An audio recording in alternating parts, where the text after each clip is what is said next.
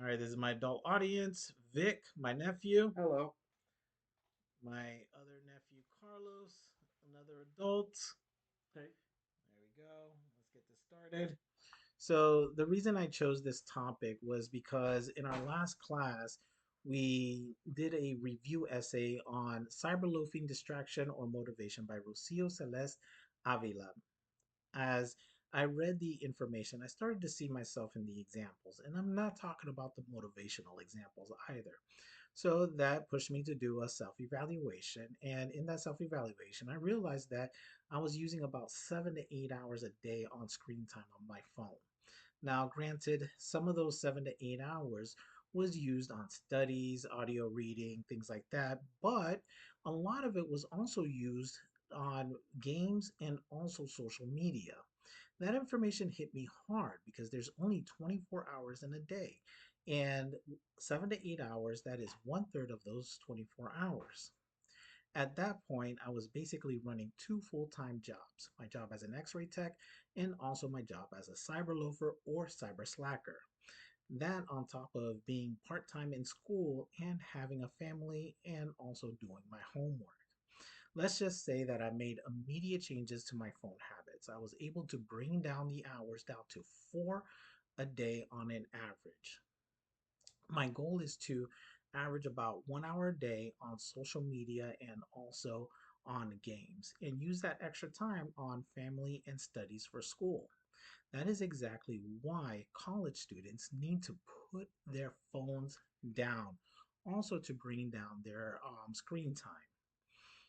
I have done a lot of research on this topic because it affected me personally. Today, we are going to be going over what cyberloafing is, how your smartphones play a role, the different ways that your phone can be used when cyberloafing, and its negative impacts, and some steps that you can take when cyberloafing has a negative impact on your productivity. Now that we know what we're going to be talking about, let's get started.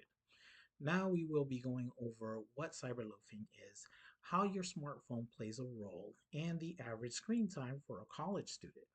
Shibu, a professor in India, defines cyberloafing in higher education as situations where individuals use internet enabled technologies for personal or non task activities during work or study time.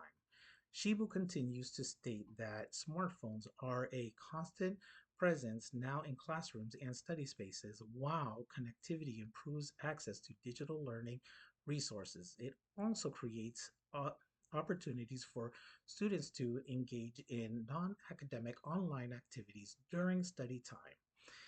An article found in PubMed titled Screen Time and Objectively Measured Sleep of U.S. College Students states that the average screen time for a college student is about 7 hours.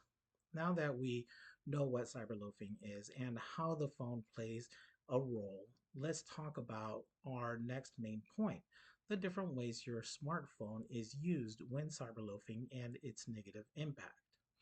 We are going to go over the positive and negative ways your phone can be used when studying in class and the impact it can have when used in a negative way. Your phone can be a great tool when studying. It can be used for ebooks, flashcards, accessing Blackboard, and also doing some research.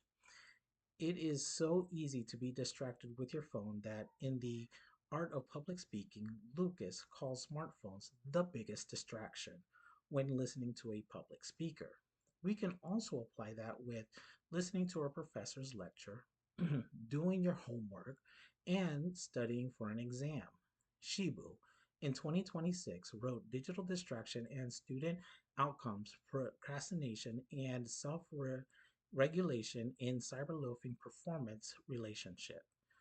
In his essay, he states the use of digital device in learning environment often leads to student to engage in off-task online activities which may distract them from academic tasks and negatively influence learning outcomes.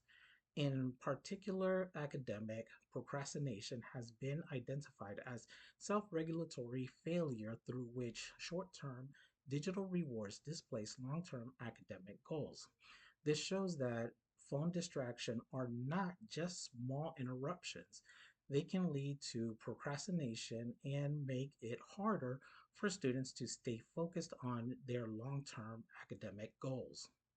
Now that we have now that we know the different ways your phone can be used when cyberloafing and the negative impact, let's see some steps we can take when cyberloafing has a negative effect on our productivity.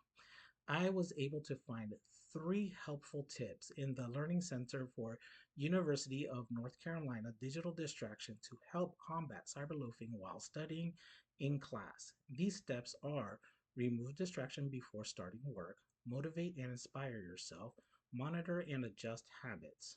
Remove distractions before starting work. Removing the distractions you want to limit the interruptions or temptation caused by technology that will keep you from deep concentration needed to effectively learning. Motivate and inspire yourself. This includes methods that you can take to remember your goals, remind you why you want to do so well in school, and convert the distraction into rewards. Monitor and adjust habits. Monitoring and adjusting habits is when we turn off our phones and put it into airplane mode at a certain time of the day. It also involves timing ourselves when we take breaks and scheduling those breaks accordingly. Now that we have gone over some steps to combat cyberloafing when you're distracted, let's let's review everything that we've talked about. We have gone over what cyberloafing is and how the smartphone plays a role, the different ways that your smartphone is used when cyberloafing, and its negative impacts.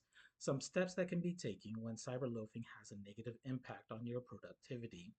We all have made sacrifices in order to be here, to have the opportunity to educate ourselves. Let's show some appreciation for those sacrifices that we have made, and also for the loved ones who are with us making those sacrifices by not letting cyberloafing to get in the way of our goals.